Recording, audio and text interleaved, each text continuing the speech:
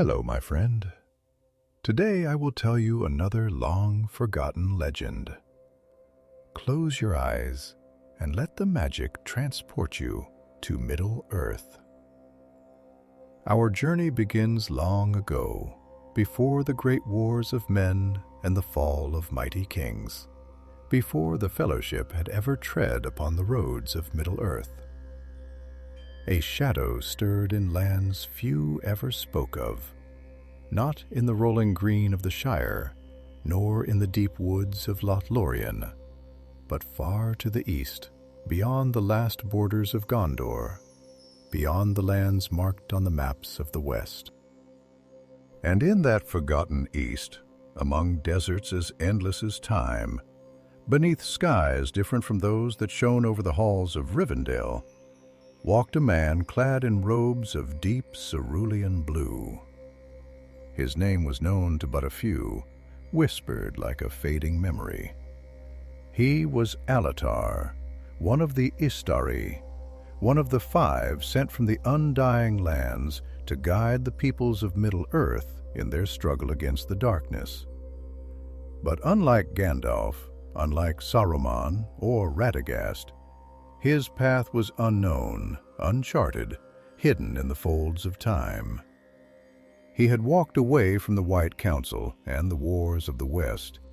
He had gone where none of his kin dared to tread, into the East, where the stars held different constellations, and where the will of Sauron stretched long and deep, winding its way into the hearts of men who had never known another master.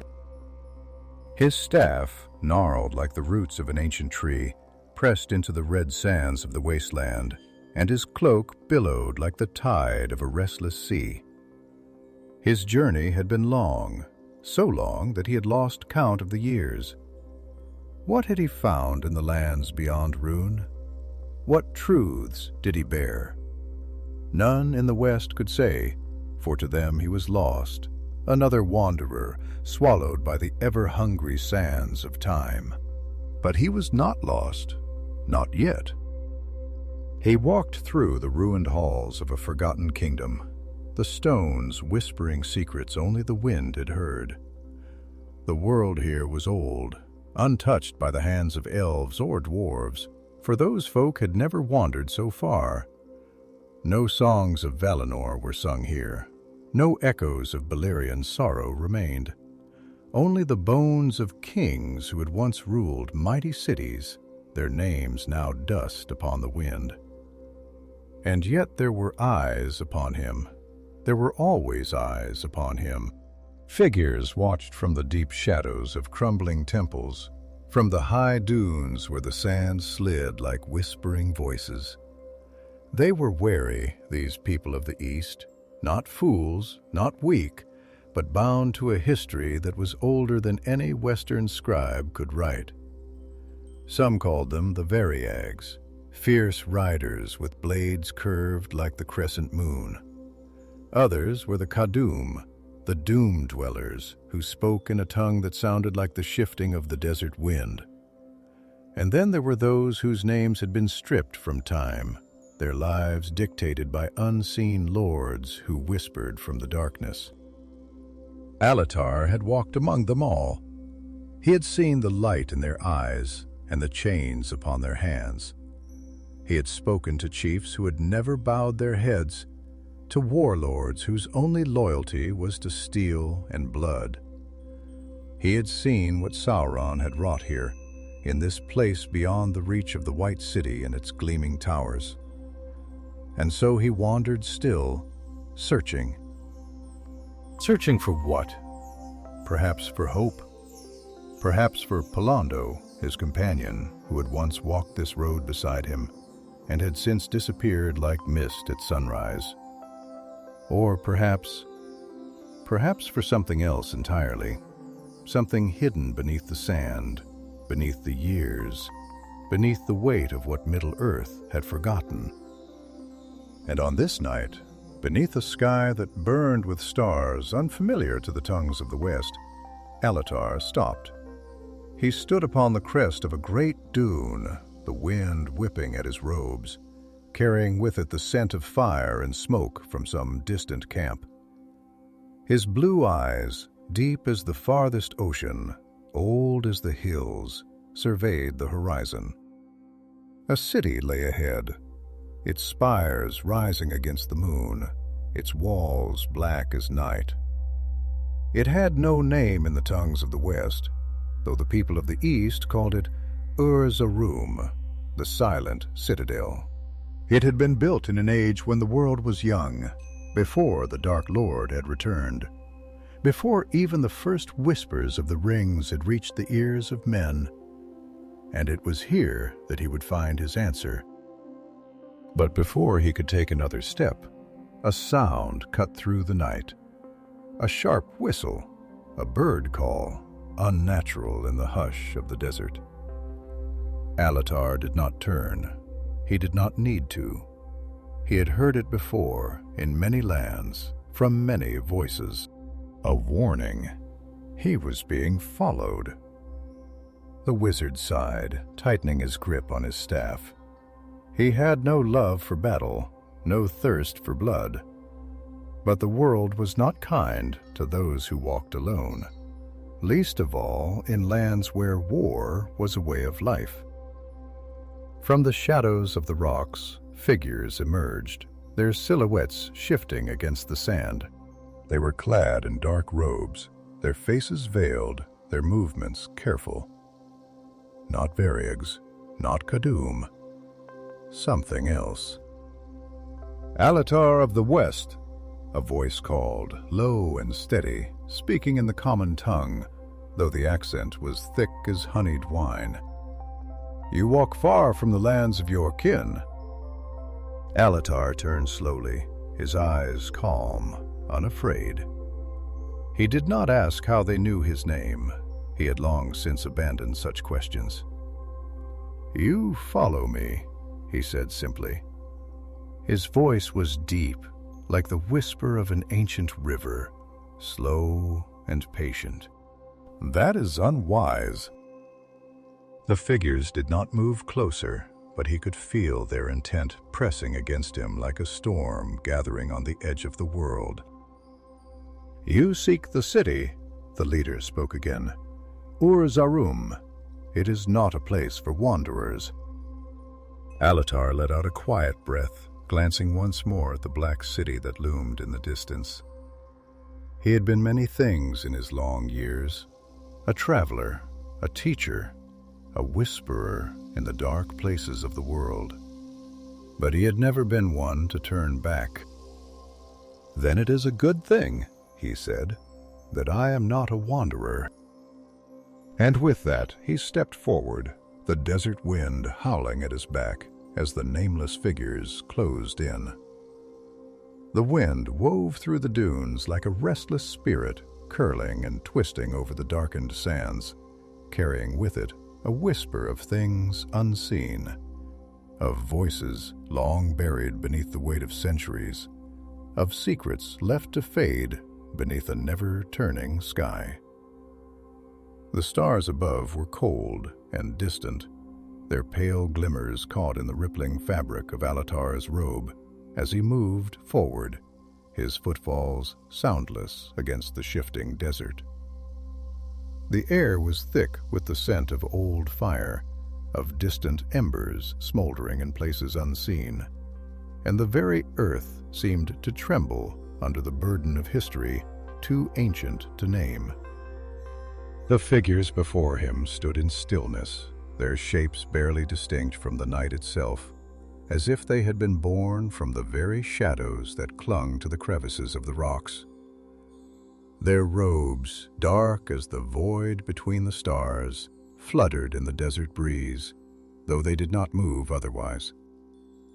The one who had spoken stood at their center, a tall figure wrapped in veils of midnight, his voice deep and deliberate, his presence like an immovable pillar amidst the flowing sands.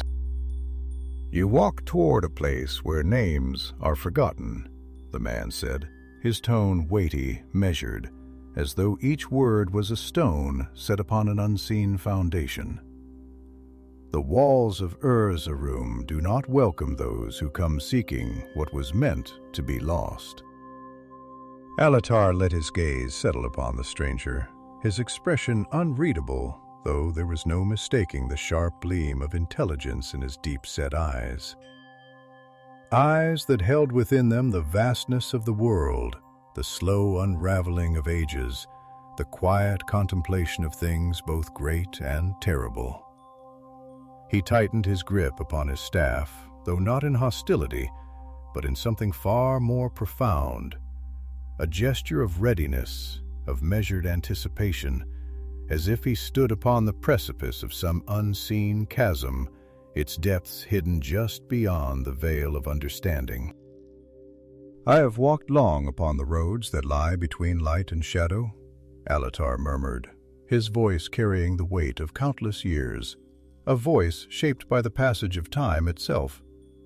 "I have seen kingdoms rise and fall, have watched as the river of days carries all things to the same unrelenting sea.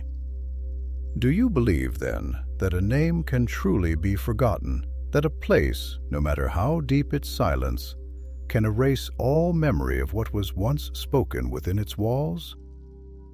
The stranger did not answer at once. The night stretched between them like a taut thread, the silence thick, heavy, alive with the presence of something unseen.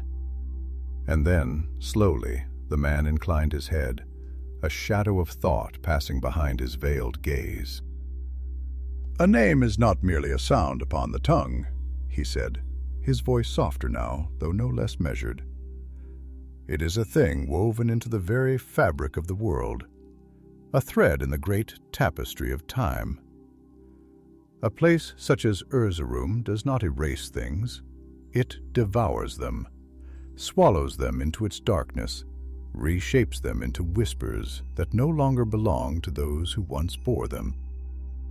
Alatar let the words settle in his mind, turning them over like stones worn smooth by the slow patience of the tide.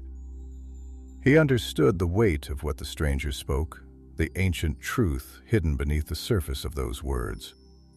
For he had seen it before, in places long abandoned, where ruins stood like the bones of forgotten giants, where echoes of lost voices drifted through corridors, where no feet had walked in an age. The past did not die, it merely changed form, like mist curling between the roots of an old tree, like the lingering scent of rain upon the earth long after the storm had passed. "If that is so," Alatar said at last, his voice steady, unwavering, "then I will listen to those whispers. I will walk the paths where their echoes remain. And if Ur Zaram seeks to take my name as well, then let it try. I have wandered too far to turn back now." The stranger studied him for a long moment, as if measuring something unseen, weighing the unseen scales of fate. Then, with a slow exhale, he raised a hand, fingers curling like the branches of a dying tree. The other figures, still silent as the grave, stepped aside, their movements fluid, barely stirring the dust beneath their feet. "Then go," the man said, his voice a mere breath upon the wind. "But know this, Alatar of the West, there are things in Ur Zaram that do not wish to be found, and there are shadows there that will remember you, even if all else is forgotten." Alatar inclined his head slightly, his expression neither defiant nor fearful, but filled with the quiet resolve of one who had already accepted whatever lay upon the path ahead. Without another word, he stepped forward, passing through the space the figures had left for him, his staff pressing into the sand, each step carrying him closer to the waiting gates of the city. Behind them, the figures melted back into the night, vanishing as though they had never been there at all. The air grew heavier as he drew nearer to the city, the very atmosphere thick with something unseen, something ancient and waiting. The walls of Ur Zaram loomed like a monolith against the sky, their black stone gleaming beneath the cold light of the stars. They were high, impossibly high, and smooth as glass, untouched by the scars of time. No banners flew from its towers, no torches burned upon its ramparts. It was a place that had abandoned all pretense of welcoming the living. Alatar paused before the towering gates, his gaze tracing the intricate carvings etched into the stone, symbols that seemed to shift in the dim light, their meaning just beyond comprehension. He ran his fingers lightly over them, feeling the faint pulse of something buried deep within the stone, a presence neither warm nor cold, but watchful.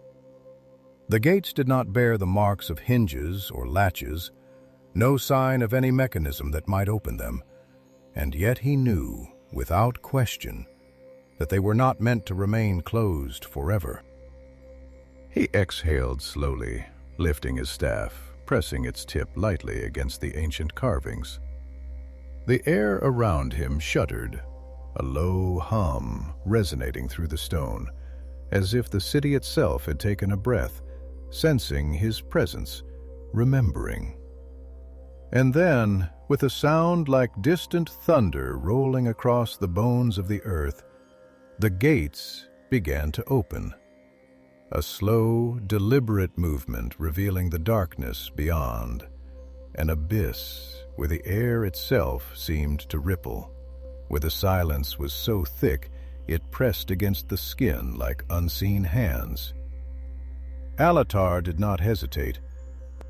He stepped forward into the waiting mouth of the city, into the place where names were swallowed and memory became dust. And the gates, with the same heavy finality, closed behind him.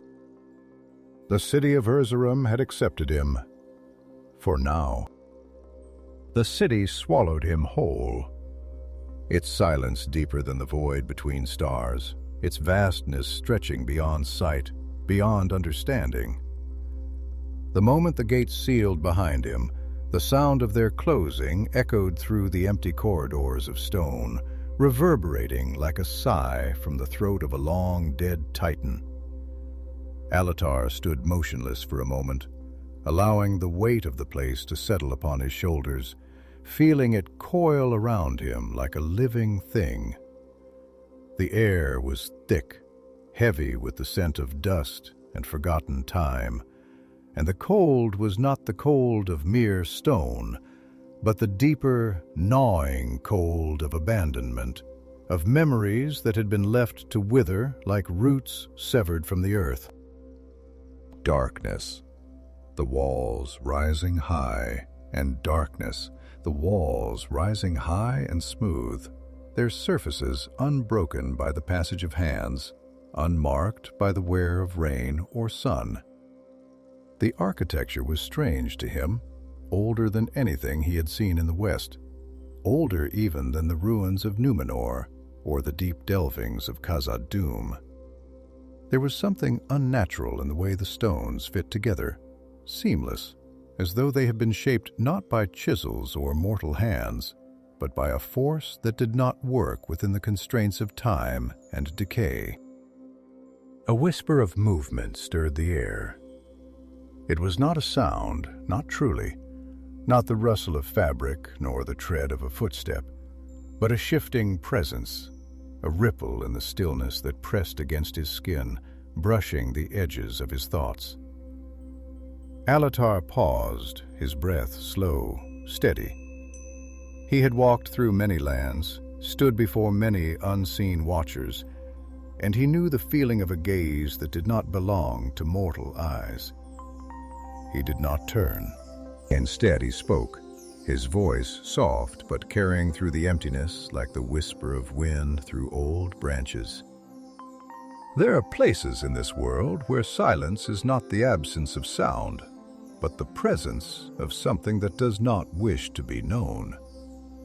I have walked through forests where the trees remember the songs of elves who have long since departed, through ruins where the air still carries the sorrow of those who built them. And now I walk through this place where even silence has weight, where the very walls seem to listen.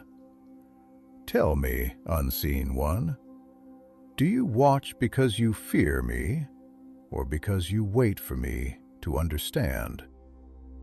A pause, long and unbroken, stretched between his words and the answer that followed.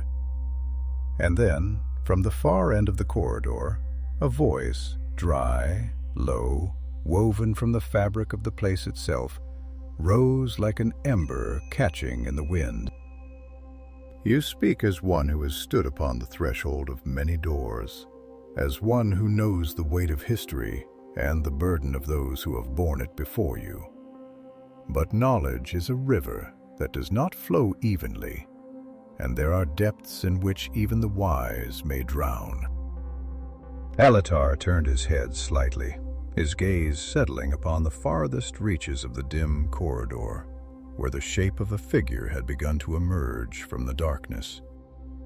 The man who stepped into the faint light was neither young nor old, his features weathered but untouched by time's decay. His robes, once richly woven, now bore the marks of long years, frayed at the edges, the color faded like parchment left too long in the sun. His eyes, dark and watchful, held within them the weight of knowing, a knowing that was neither welcoming nor hostile, but simply present. "You have come to Ur Zaram," the man continued, his voice steady, as if the words had already been spoken before, as if they had been waiting for Alatar long before he had ever set foot upon this path. "And now you stand within it, but the city does not welcome, it does not shelter, it does not offer anything except that which is taken." Alatar studied him for a long moment, and when he spoke his voice was measured, as one testing the weight of something unseen. "If that is true, then what remains for those who have nothing left to take? For those who have come not to claim, but to listen?" A flicker of something, understanding perhaps, or amusement so faint it barely touched the surface, passed across the stranger's face.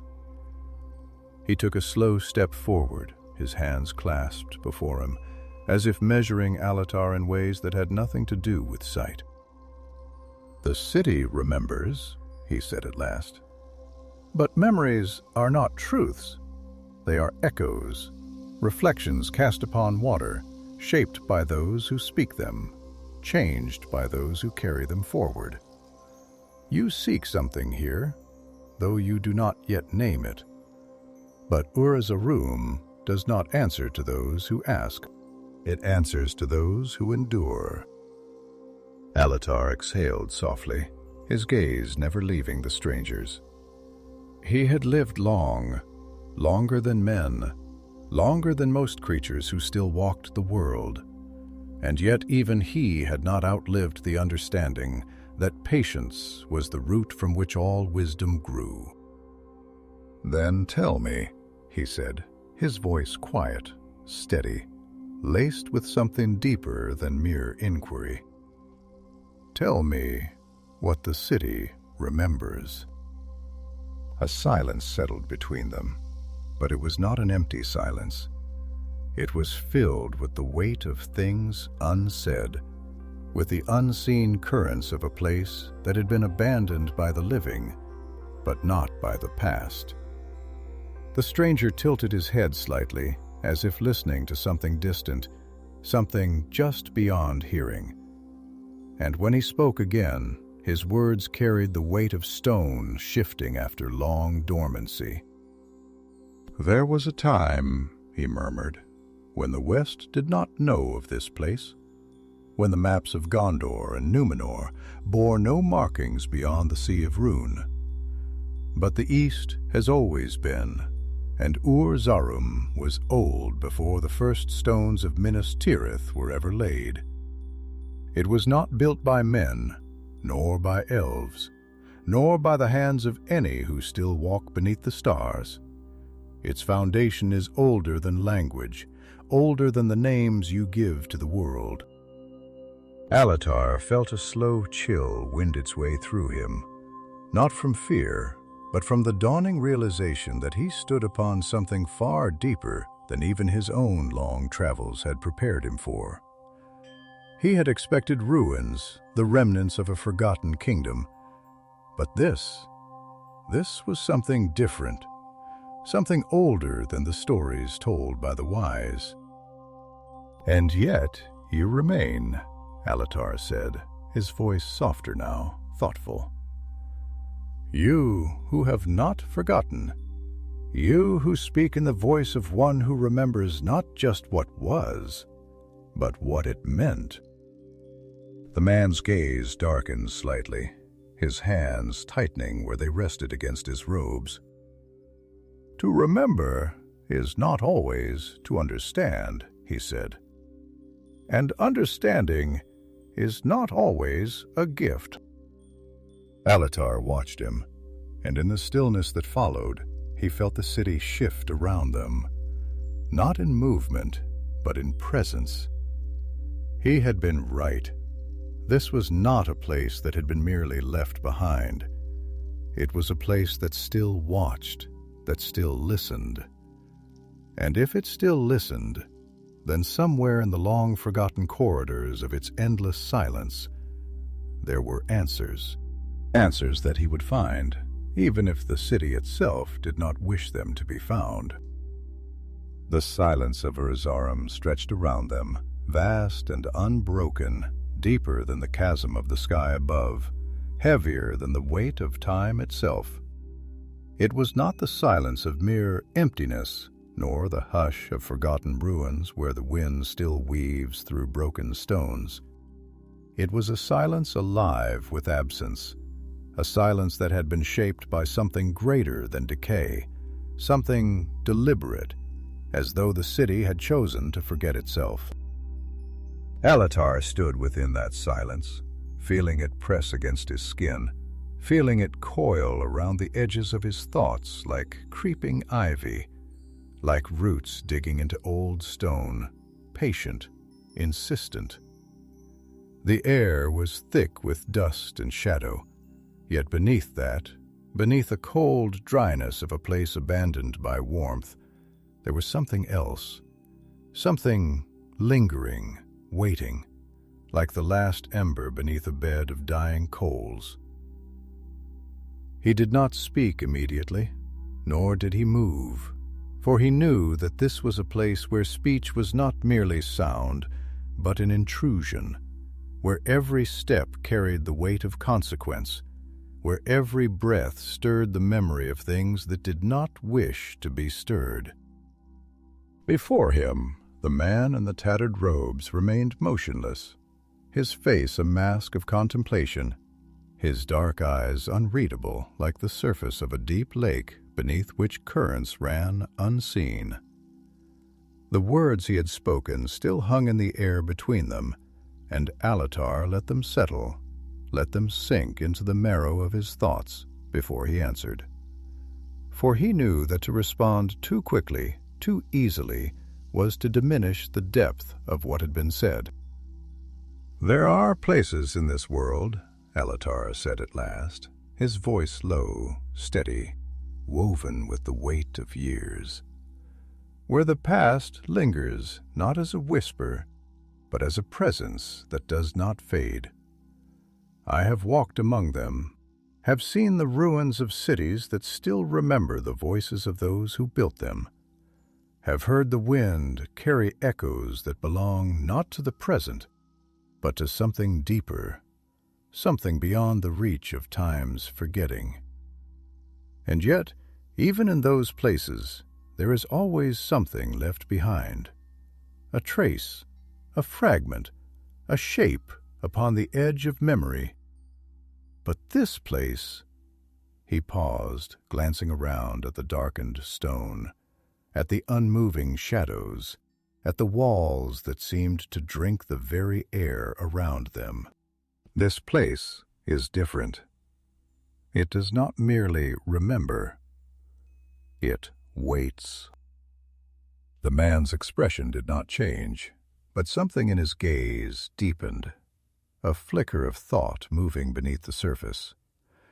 When he spoke, his voice was slow, deliberate, as if choosing each word with care. Memory is not a gift given freely, nor a thing that lingers without reason. In the West, you speak of history as something written in books, as something recorded and preserved so that those who come after may read it and know what has passed.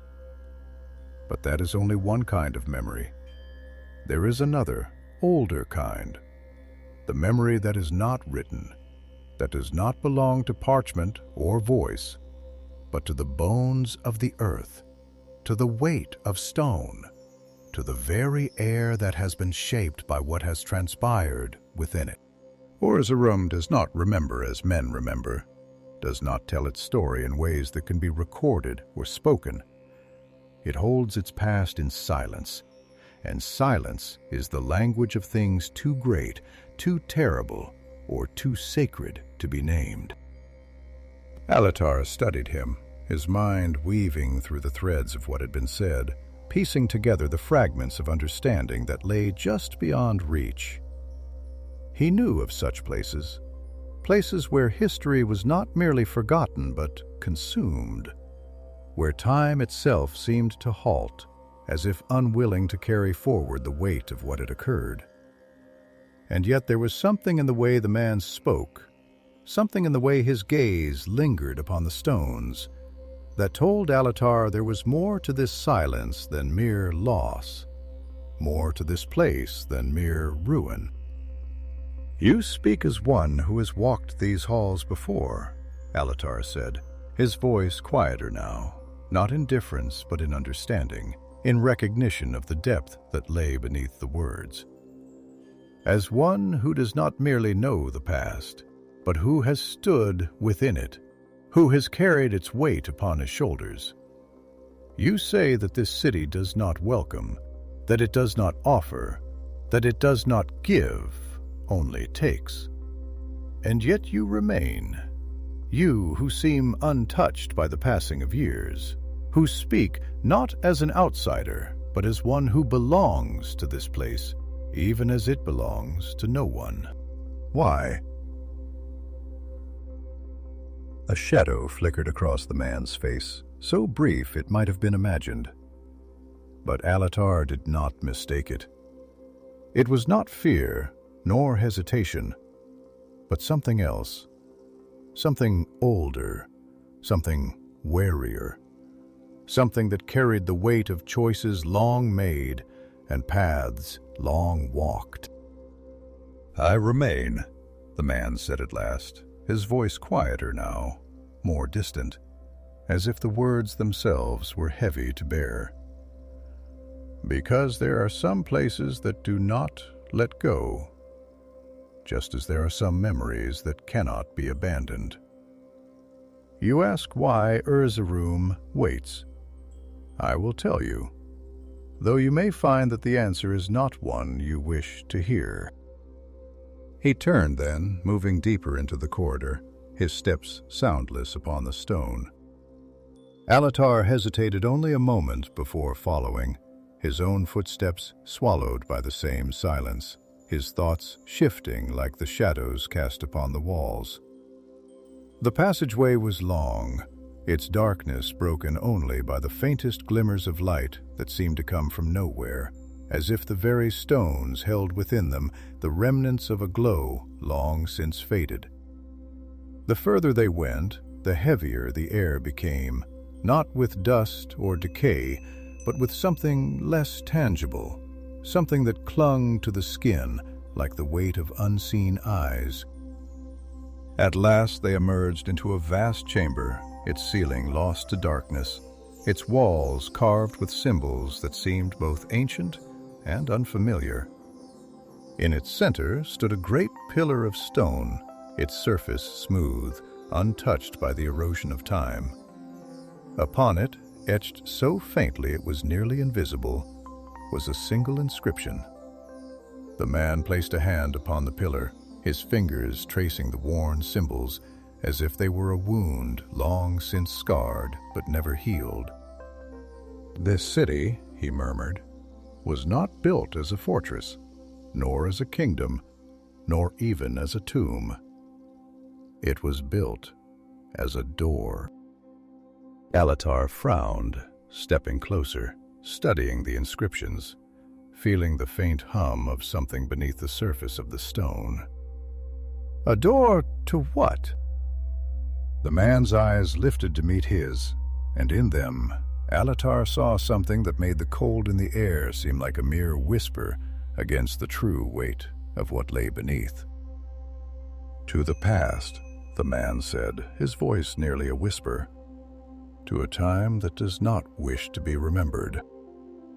And in the silence that followed, Alatar understood, though only in part, that he had stepped into something far greater than he had anticipated. Into a place that was not merely lost, but hidden. Not merely abandoned, but sealed. And the door, whatever it had once held back, was waiting to be opened. The chamber stood vast and unmoving, its silence stretching like the deep of the night where even the stars feared to shine. The air itself was laden with something unseen, something heavy, not merely the weight of stone, but of time, of a presence that lingered without form, yet pressed against the senses like the unseen tide beneath still waters.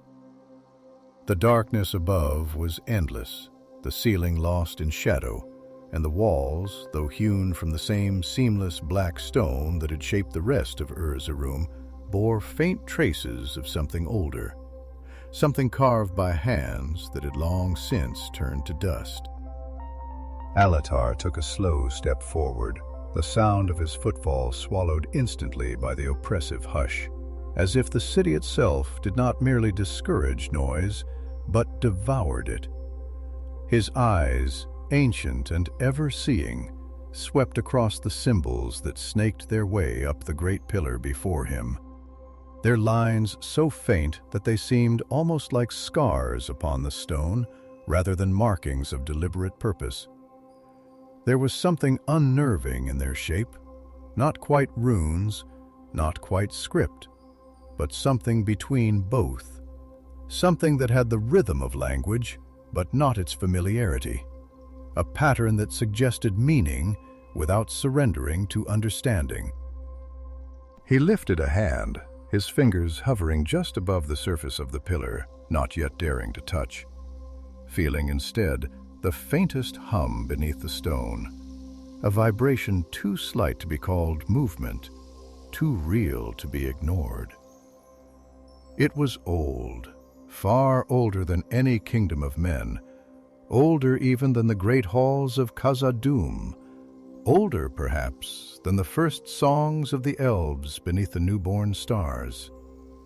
It was the kind of age that did not simply exist, but endured, that bent the air around it, that left its imprint upon the world even after all else had crumbled away. And still the man who had led him here stood unmoving, his hand resting lightly upon the inscriptions, his gaze distant, his posture poised in a way that suggested a familiarity with this place that went beyond mere knowledge. There was something in the way he traced the markings, something reverent, something sorrowful, as though his fingers moved not over stone, but over the memory of something lost. At last Alatar spoke, his voice low, quiet, a whisper of thought rather than mere sound. "You said this city was built as a door," he murmured, his eyes never leaving the pillar. "That it was not meant to be merely a place, but a passage, a threshold between what was and what is. Tell me then, who built it, and what lies beyond?"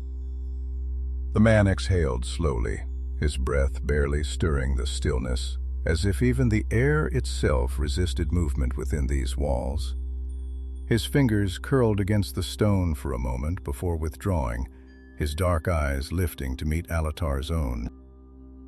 "There was a time," he said, and his voice was like the shifting of sand beneath ancient ruins, quiet but carrying the weight of something vast.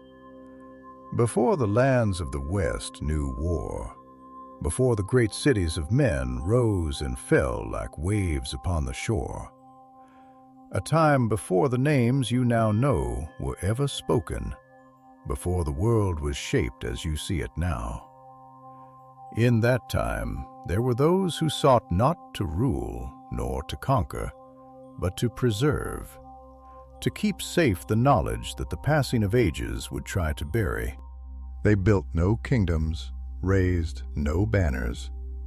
They did not carve their names into the bones of the world as men do, nor did they seek to hold power over the realms of Arda.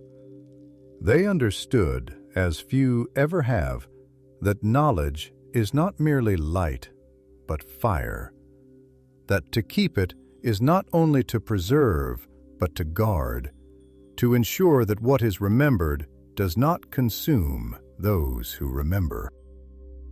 Alatar frowned slightly, his mind weaving through the strands of meaning hidden beneath those words, for he knew the truth of them in a way that few did.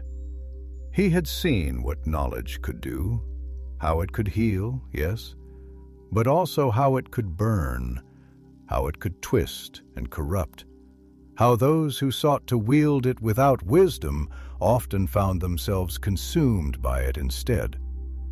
The greatest folly of power was the belief that it could be mastered, that it could be held in one's grasp without it taking something in return. He had seen it in Sauron, in his descent from wisdom to ruin, in the way his thirst for knowledge had become a hunger for dominion, a hunger that had devoured him utterly. "And what was it they sought to guard?" Alatar asked at last, his voice a thread of quiet curiosity, though in truth the question was heavier than mere words. The man studied him for a long moment, his expression unreadable, his eyes shadowed with something distant, something that stretched far beyond this moment, beyond this place. "A name," he said finally, and there was something in the way he spoke that sent a faint chill through the still air, something that made the silence of the chamber feel deeper, as if the very walls recoiled from the answer. "A name that should not be spoken, a name that, if uttered, would stir something that has slept since the world was young." Alatar's fingers curled slightly against his staff, his pulse steady, though his mind was now weaving swiftly through the possibilities, the implications, the understanding that crept at the edges of thought, like the first glow of dawn before the sun has risen. "You fear it," he murmured, not as an accusation, but as a simple observation. "Even now, even after all these years, after all that time has taken, you still fear what it might bring." The man's gaze did not waver, but there was something in it, something old, something weary, something that spoke of burdens carried for too long.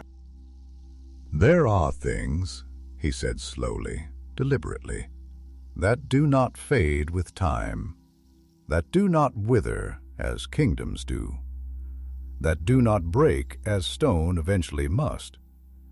There are things that endure, not because they should, but because they cannot do otherwise.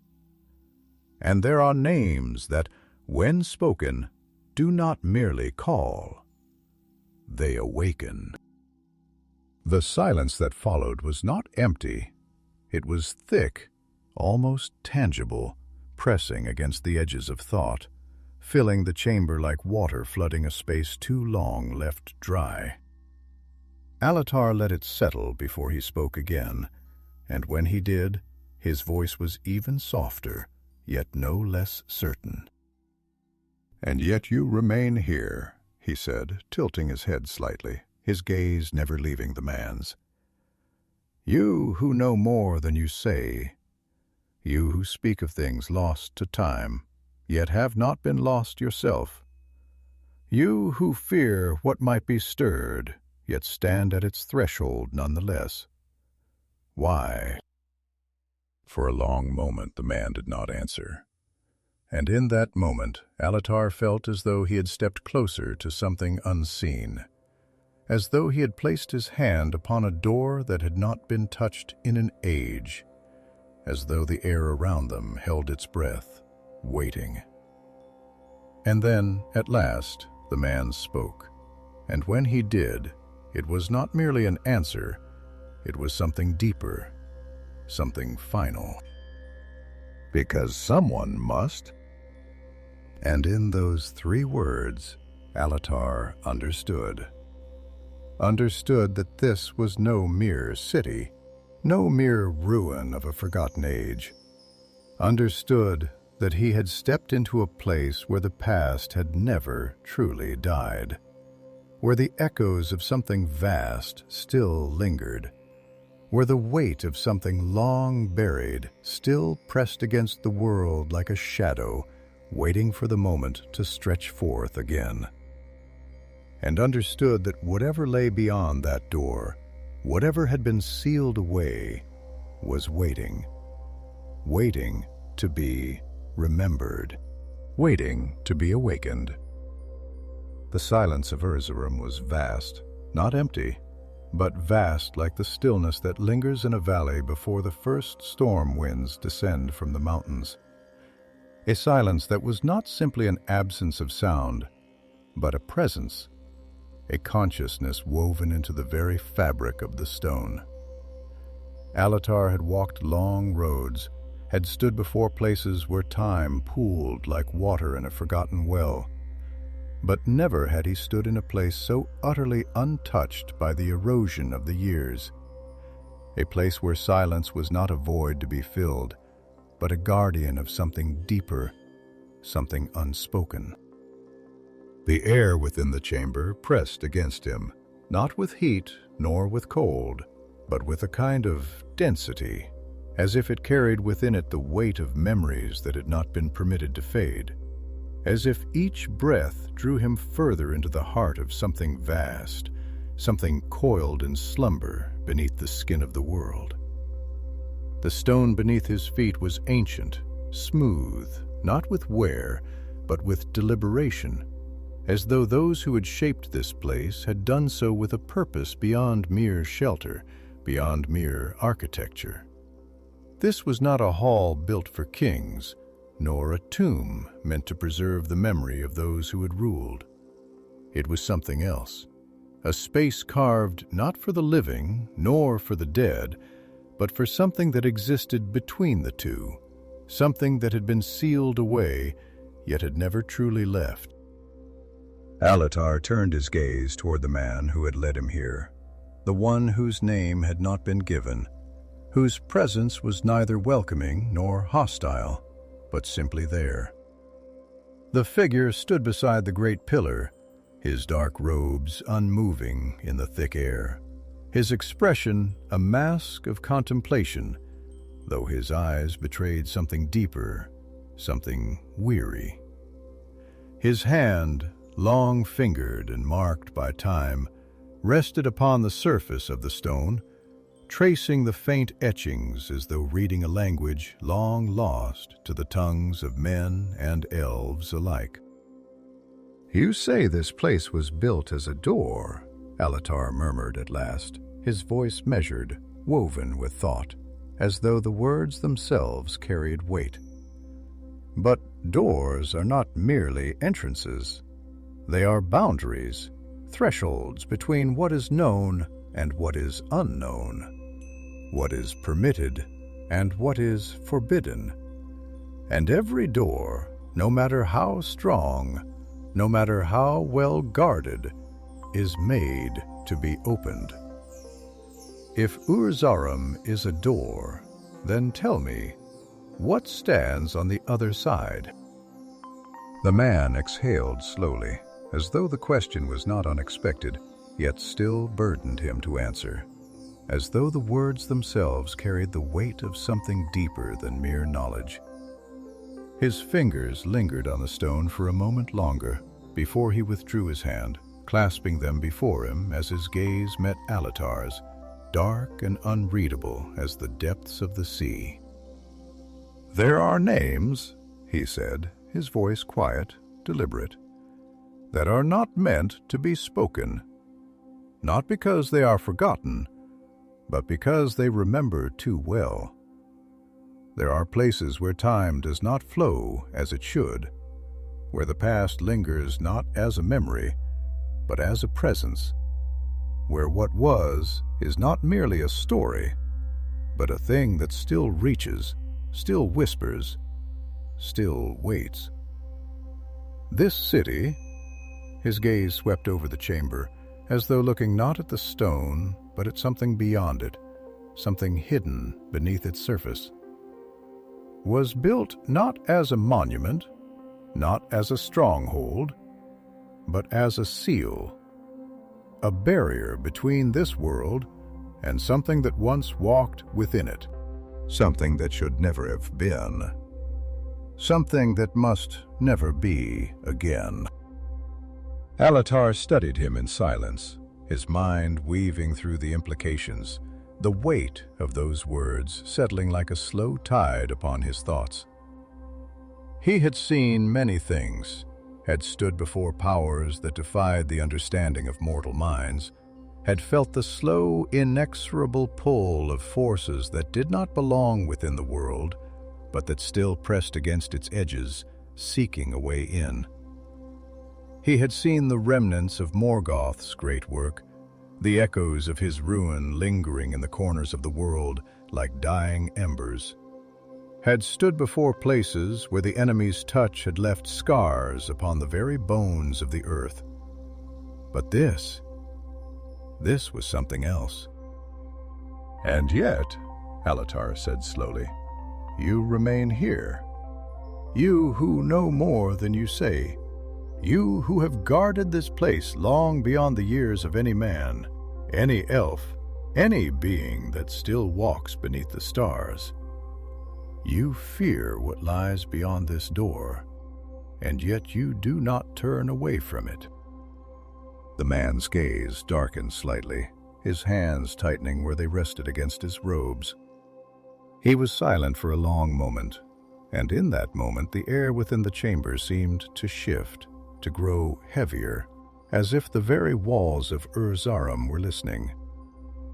"Because fear," he said at last, "is not enough." His voice was quieter now, not with weakness, but with the kind of strength that had been tested, that had been worn by the years into something harder than steel, something unyielding. "There are things in this world that must be guarded, not because they can be destroyed, but because they cannot. There are names that cannot be erased, only silenced. There are doors that, if opened, can never be closed again. And someone," his gaze met Alatar's, steady, unwavering, "must stand before them, not because they wish to, not because they are chosen, but because if they do not, no one will." Alatar held his gaze, feeling the truth of those words settle into the marrow of his bones, feeling the weight of what had been left unsaid. He knew what it was to carry such burdens, to walk paths that could not be abandoned, not because of duty nor of purpose, but because to do otherwise was to allow the world to slide further into shadow. He had seen what happened when such tasks were left untended, had seen how easily darkness crept into the spaces where vigilance had failed, how easily silence could become complacency, and complacency could become ruin. Slowly, he turned his gaze back to the pillar, to the faint markings that ran along its surface, tracing the shape of something ancient, something waiting. "And what if," Alatar said, his voice quieter now, laced with something deeper than mere inquiry, "what if the door has already begun to open?" The man did not answer at first, but Alatar saw it. The flicker in his expression, the way his fingers curled slightly against his robes, the way his breath ever so slightly hitched. And in that silence, in that brief moment, Alatar understood. It had begun. The door was no longer sealed. Something, somewhere, had already stirred. And whatever lay beyond it, whatever had been waiting, was listening. The silence that stretched between them was no longer merely the silence of Ur Zaram. It had deepened, thickened, become something else entirely. Something living, something aware. It was no longer merely the absence of sound, nor the weight of forgotten voices lingering upon the air like ghosts unwilling to depart. It was an unspoken understanding, a pause in the weave of time, as though the city itself was listening, as though the very stones, smooth and dark as the deep places of the world, were waiting for what would be said next.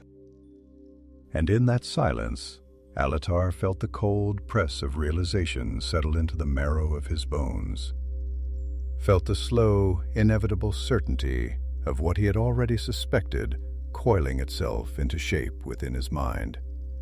The door had begun to open. Something unseen, something long bound, had already stirred. He exhaled slowly, drawing in the weight of that knowledge, letting it settle before he spoke. He had learned in all his long years that the greatest truths could not be rushed, that understanding was not something seized, but something uncovered, like an artifact buried deep beneath the sands of time. His voice, when it came, was quiet, measured, not with hesitation, but with the patience of one who knew that words, when spoken in places such as these, held power beyond mere speech.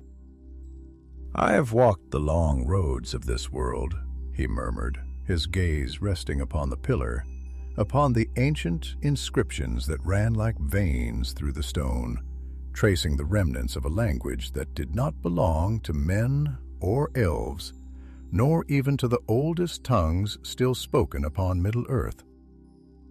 "I have stood before ruins where time has turned memory to dust, where the echoes of great kingdoms have been worn away until only the bones remain. I have heard the whispers of things that should not be remembered, that have sunk so deep into the cracks of history that even the wise dare not speak of them." And yet, his fingers brushed against the surface of the stone, not touching, merely hovering, as if testing the pulse of something unseen.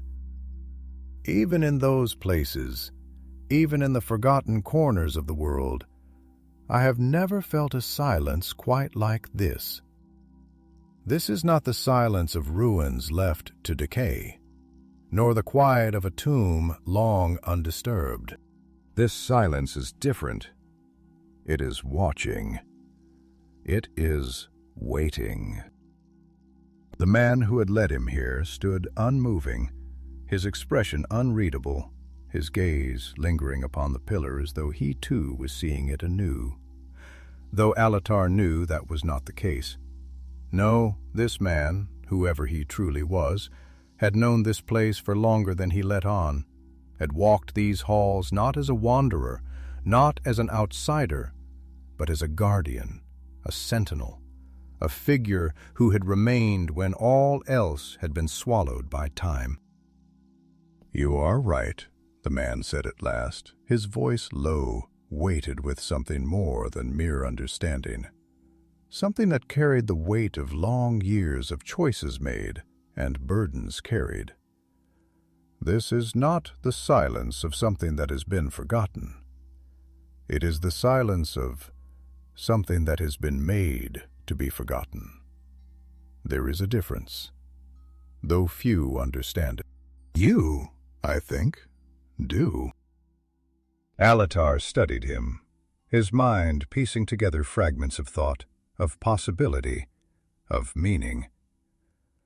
"There are names," he said slowly, watching the way the man's expression did not change, yet seemed to tighten, as if in anticipation, "that are not meant to be spoken, not because they are lost, but because they are still listening. There are things in this world that cannot be destroyed, not in the way that swords and kingdoms fall, not in the way that time wears away even the strongest of stones. There are things that endure, not because they were meant to, but because they cannot do otherwise. This city, this door, what was sealed behind it, it was not merely hidden, it was silenced." A flicker, so brief it might have been imagined, crossed the man's expression. A shadow of something distant, something unspoken. His hands tightened at his sides, and for a moment, just a moment, he looked almost as though he would speak, as though he would say something beyond what he had already allowed himself to reveal. But then, after that brief hesitation, he turned slightly, shifting his gaze away as though the weight of what lay unspoken was too great to bear aloud. "You see much," he said at last, and his voice, though steady, carried with it the faintest echo of something else, something like resignation. "But there is more yet to see, more yet to understand." He lifted his gaze once more, and in his dark eyes Alatar saw something he had not expected, something that had not been there before, or if it had remained hidden. It was not mere knowledge, nor mere warning. It was something deeper, something more personal. It was memory. "Come," the man said, turning toward the far side of the chamber, where the shadows deepened, where the stone passageways stretched into places unknown. "There is something you must witness for yourself." Alatar hesitated only a moment before following, his staff tapping softly against the floor as they moved. The air grew heavier as they walked, though it was not weight in the physical sense. It was the weight of something unseen, something pressing against the edges of thought, something that was not merely felt, but known, in the way that the presence of an unseen figure in an empty room could be known, in the way that a whisper unheard could still stir the mind. The corridor that they entered was narrow, its walls smooth and seamless, its ceiling lost in shadow. It was colder here, not with the chill of mere stone, but with something deeper, something that had settled into the very bones of the city, something that had remained even as all else had faded. And at the end of the corridor a doorway stood, no ordinary doorway, but one that bore no hinges, no marks of construction, as though it had not been built, but had always been. Its frame was carved with symbols that shimmered faintly in the dim light, as though they existed just beyond the reach of vision, shifting, breathing, waiting. The man stopped before it, placing his palm flat against the surface of the stone. His fingers spread. A deep breath, steady, slow, and then, without turning, he spoke. "Beyond this door," he said, his voice quieter now, yet somehow heavier, "lies what remains of the last attempt to silence the past. The last attempt to ensure that what was, what should never have been, could not return.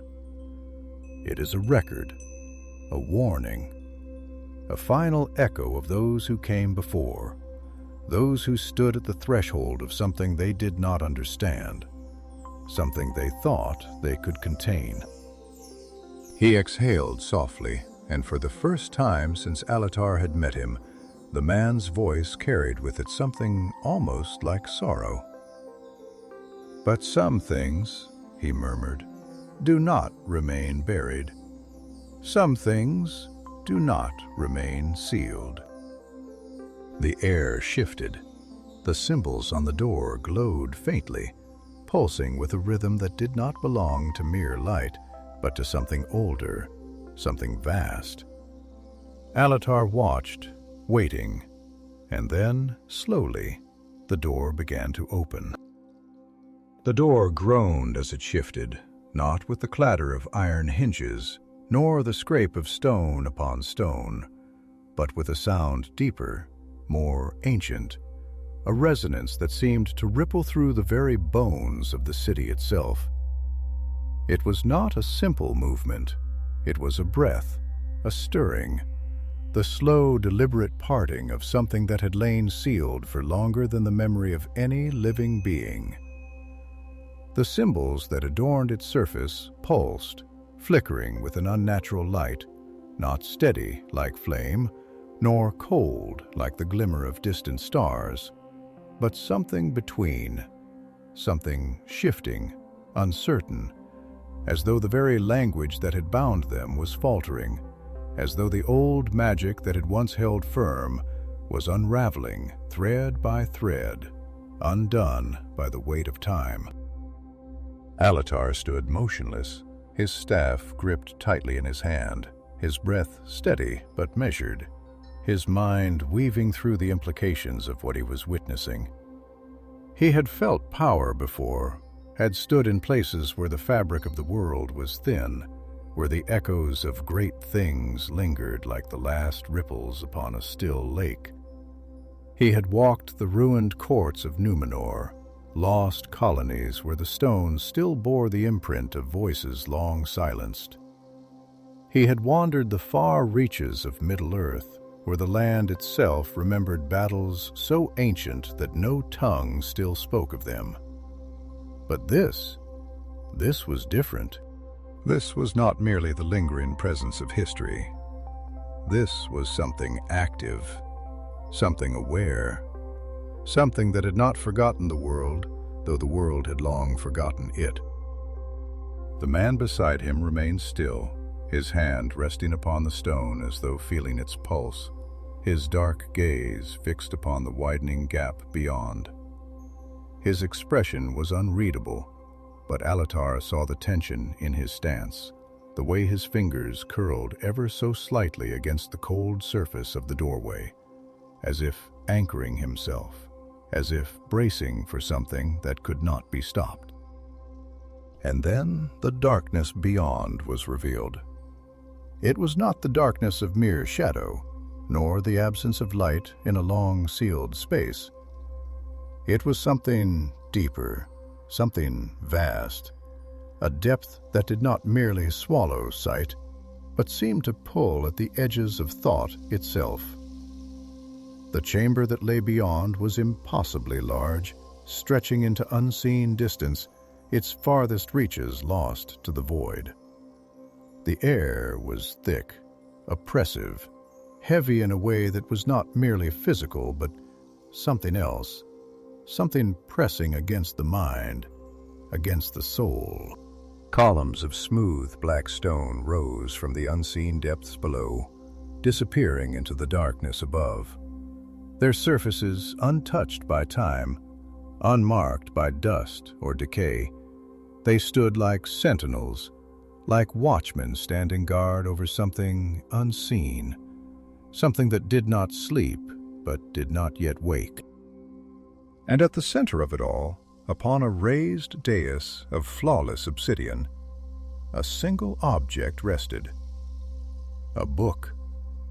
It was massive, its cover bound in a material that was neither leather nor metal, its edges lined with intricate etchings. Runes too old to be named, their shapes curling and twisting, shifting ever so slightly even as Alatar looked upon them. The very air around it seemed distorted, as though the space it occupied was not truly part of the world, as though it existed in a place just beyond reach. Alatar stepped forward, his gaze never leaving the book, his mind turning over what he saw, what he felt. The weight of realization pressing into his chest, like the slow, inevitable descent of night. He could feel it even from where he stood, the presence of something vast, something contained, something that was not merely knowledge, not merely history, but something alive, something woven into the very foundation of this place. "You said this was a door," he murmured, his voice quiet but steady, as though speaking louder might disturb something that should not be disturbed. "And yet, what lies beyond it is not a prison. It is a record, a warning." The man beside him exhaled slowly, his hands tightening at his sides, his eyes shadowed with something deeper than mere knowledge. "There are things in this world," he said at last, his voice carrying the weight of long years of burdens not easily spoken, "that cannot be contained in chains, nor cast into the void, nor buried beneath the weight of stone. There are things that exist beyond destruction, that are bound not by the will of the Valar, nor by the works of men, but by something older, something that was never meant to be. This book," he gestured toward the dais, his fingers curling slightly as though reluctant to name it, "is not merely a record of what was. It is a vessel, a binding, a last attempt to hold within it something that could not be cast away.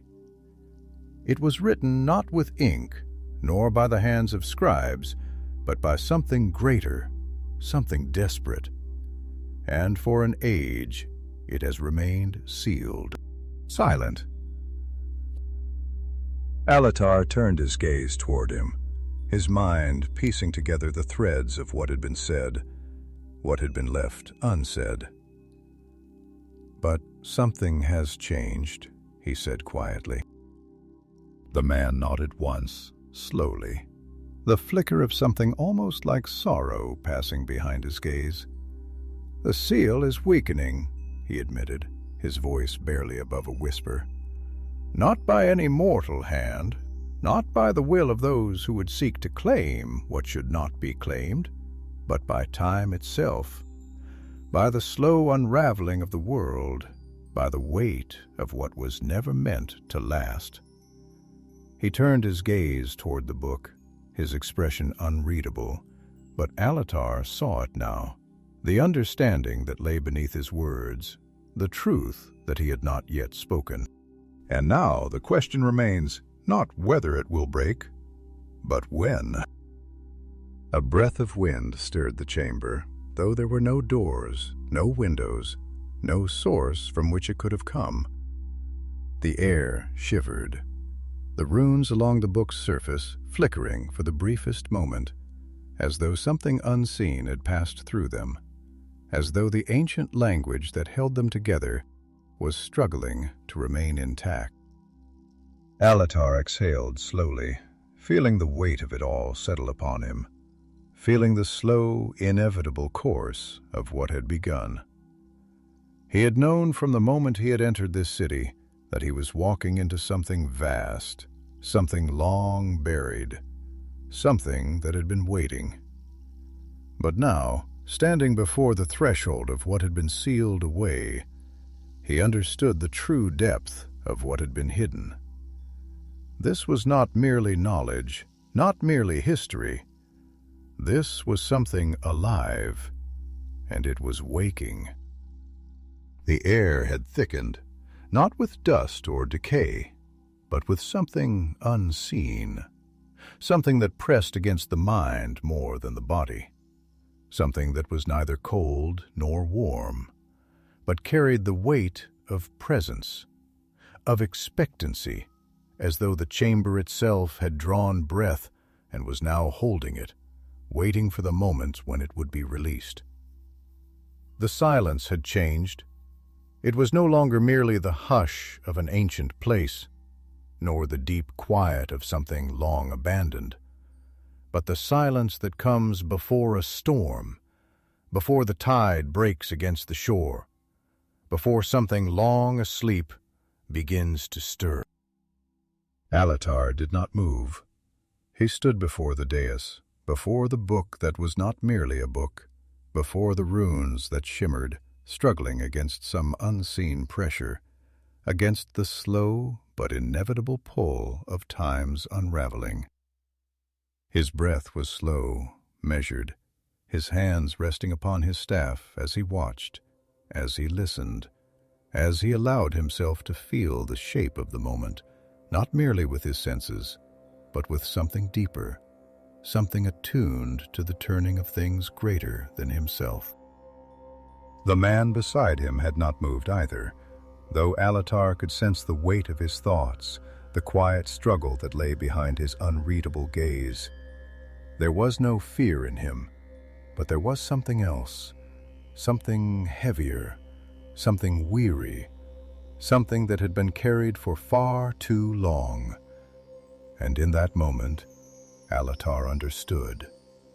Though the man had not yet spoken it, he understood that this was not the first time he had stood in this place, not the first time he had felt the breath of something pressing against the edges of the world, not the first time he had been forced to weigh the cost of action against the cost of inaction. And now, it had come again. "The seal is breaking," Alatar murmured at last, his voice low, steady, like the first ripple upon still water. "Not by force, nor by will, but by the simple weight of time. And yet it does not break all at once. It weakens, it frays, but it does not yet shatter. It lingers on the edge, as though it still waits for something, as though it has not yet chosen whether to hold or to fall." The man exhaled slowly, his fingers tightening at his sides. "Because it is not a mere seal," he said, and though his voice remained calm, there was something beneath it, something heavier than words. "It was never meant to last forever, not in the way that stone might endure, not in the way that walls may stand. It was not forged in the manner of barriers or chains. It was made with something else, a will, a choice. It was made not merely to contain, but to resist. And like all things bound by choice, it hesitates. It wavers." Alatar turned his gaze toward him, studying him in the dim glow of the flickering runes, his mind piecing together the shape of the truth that had been buried beneath their words. "And it was your choice, was it not?" he said softly, his voice not accusing but understanding. "It was not the work of many, not the labor of an order, nor the decree of the wise. It was you. You are the seal." The man did not flinch, did not look away, but there was something in his eyes now, something deeper, something unspoken, something that had lived for far too long within the confines of silence.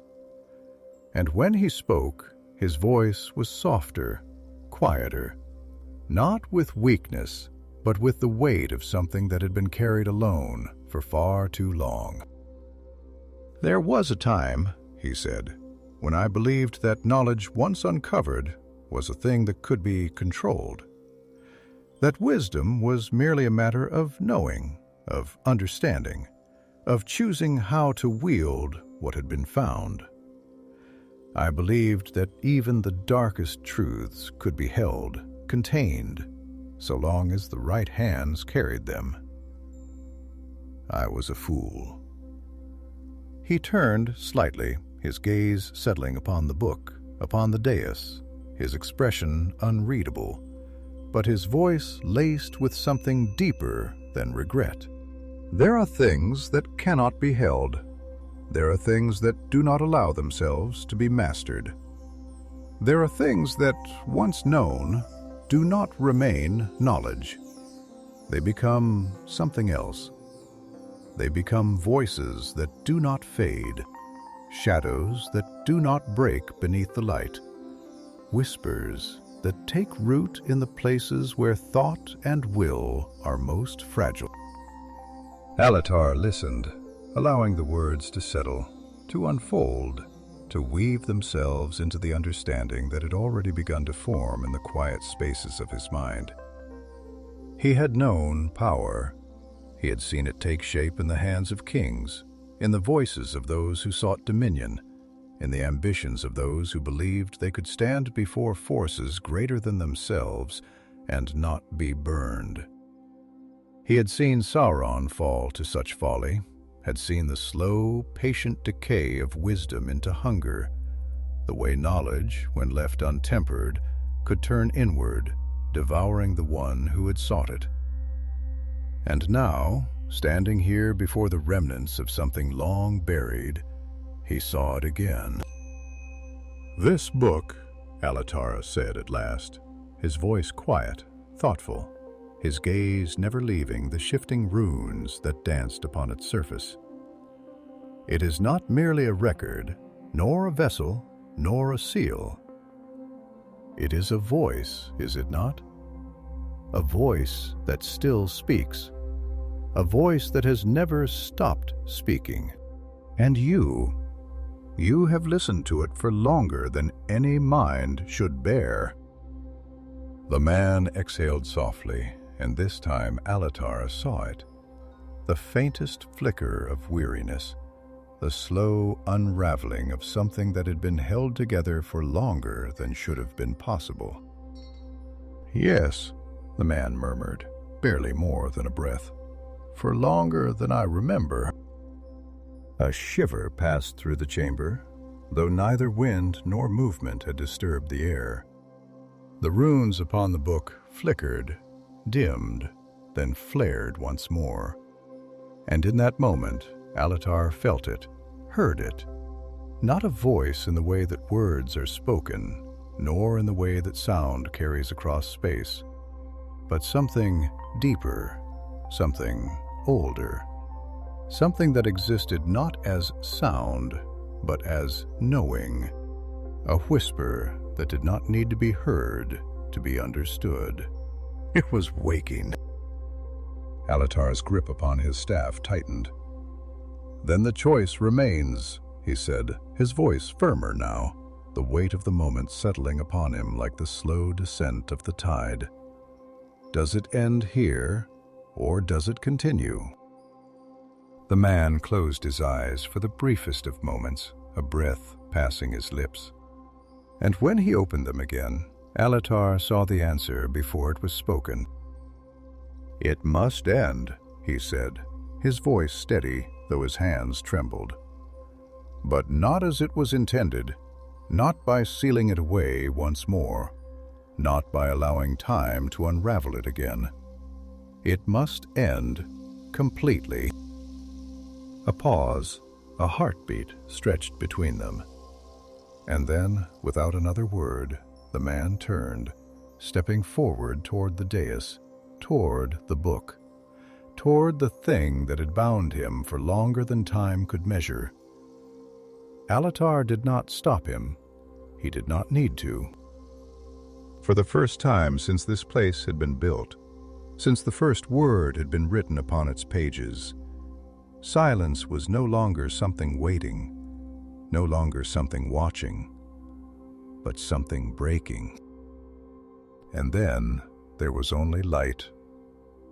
And then there was nothing.